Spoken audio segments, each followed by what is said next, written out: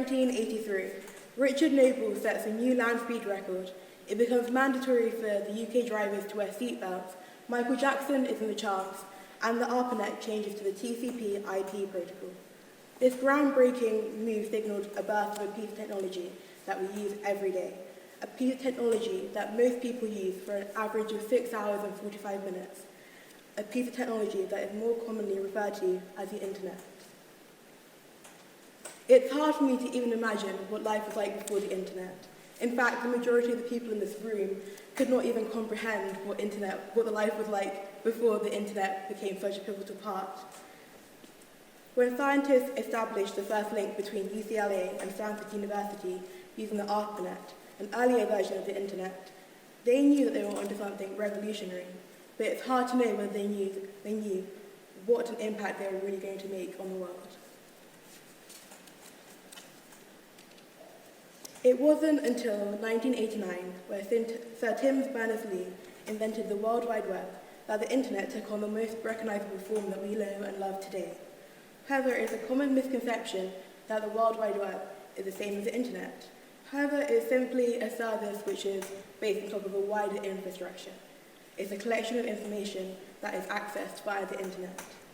The World Wide Web has enabled millions of users around the world to have the world's information at their fingertips. Gone are the days where people used encyclopedias to research a product. Now this can be done anytime and anywhere. However, the web, and in turn the internet, may not be the blessing we regard it to be. Unfortunately, like all technology, there are negatives, and if these disadvantages negate the positive impact that the internet already makes, then maybe we should regard it as a curse. There are many downsides to the internet. Take, for instance, the dark web or malware attacks. However, not all dangers are caused by hackers in black hoodies and white masks. Instead, anyone can be a threat on the internet. Recently, the concept of fake news has been widely reported on by the media due to the upcoming election in America and the recent election in the UK last Christmas. The main purpose of fake news is to misinform, and this is why it was such an issue during the election period. However, fake news is not exclusive to politics. A few weeks ago, I came across a GoFundMe page set up by a girl in London raising money for a babysitter who supposedly died in her sleep. From a glance, it seemed like the page was a thoughtful idea. It seemed innocent enough to be legitimate, and with many people agreed with me, with people donating thousands of pounds to what was supposedly a good cause. However, a few days later, a girl who looked seemingly identical to the babysitter posted a now viral video to Twitter warning the public of this fraud. That it was in fact a GoFundMe scam and that she was very much alive. To make matters worse, this is not the only case of GoFundMe fraud. A quick search on Google revealed hundreds of reported cases. This is such a prolific problem that there are even vigilantes trying to spot and report fraudulent cases. On the other hand, people may say this is the fabric of today's internet, and by increasing awareness of the problem, it reduces the likelihood of people falling for these scams. After all scams have been around since the beginning of the internet. We all remember the famous scam where a Nigerian prince asked people for a small investment for the promise of a huge profit, which never comes into fruition.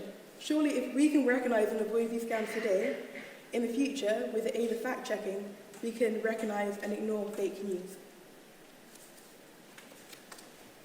Obviously, there are many benefits to the internet. Not only can we keep in contact with friends and families, discover groundbreaking information, and here at Wells, we use the internet day to day in our daily lives. Last year, a collaboration between Netflix and the New York Times explored the idea of using the internet and crowdsourcing to solve medical mysteries. One episode featured the case of a 6-year-old girl who experienced sudden bouts of paralysis which lasted for 30 seconds multiple times a day. In the series, Dr. Lisa Sanders combined crowdsourcing, social media, and medical expertise by inviting readers of the New York Times to send in videos of their theories behind these rare illnesses or even experience of similar ailments. Initially, the team behind the show were unsure of whether this would be a successful method of diagnosis. However, the response to Dr. Lisa Sanders' investigations and invitation surpassed expectation, with some cases resulting in over 1,600 responses. The team spent hours carefully listening to the videos in search for the ones which held the answer to these rare diseases that her patients were suffering from. Even though doctors ultimately make the final diagnosis, this show has highlighted the usefulness of the internet, as the series show that there is a better chance of diagnosing rare conditions if the search area is large, and after all, what is larger than the internet? Although a cure was not always found on the show, as real life is not like the medical drama house or Grey's Anatomy, patients found comfort in knowing that they were not the only ones out there suffering from the same symptoms. This is another reason why the internet is so useful, as it builds communities of people who are unlikely to meet in real life, but share an incredible bond. In the past 4 decades, the internet has transformed substantially and has changed humans' lives better and for worse. From how we wage war to how we shop, it is clear that the internet's impact on the world has been significant. But what does the future hold for the internet? Toby Negrin, Wikimedia's Foundation Chief Product Officer, compared the future internet to the electricity, referring to it as an omnipresent utility, something that we expect to always be around and available to us, and intertwined in our daily lives.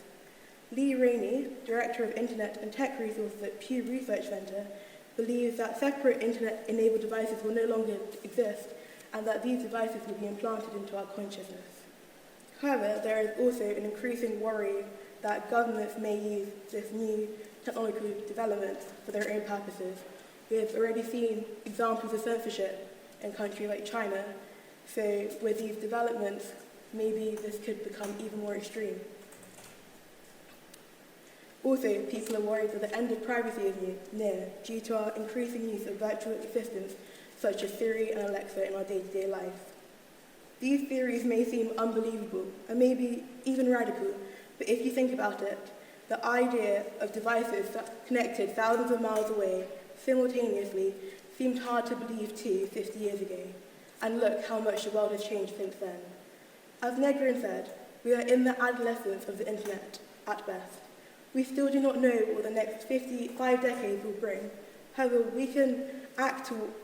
the way we act towards each other may have more influence on the internet than we care to admit. Many researchers believe that technology is an amplifier of human intention, and that we have seen this when exploring the negative side of the internet. The future of the internet could lead and propel humanity in the next era of discovery and research, yet it could equally lead to our downfall if we're not careful. So, is the internet a blessing or a curse? I believe that it has the ability to be either. However, we have the opportunity to control the future of the internet by not misusing it for our own gain, and instead by using it to better humanity as a whole. After all, the internet is based on a series of connections, and from collaborations, new ideas are born. Thank you.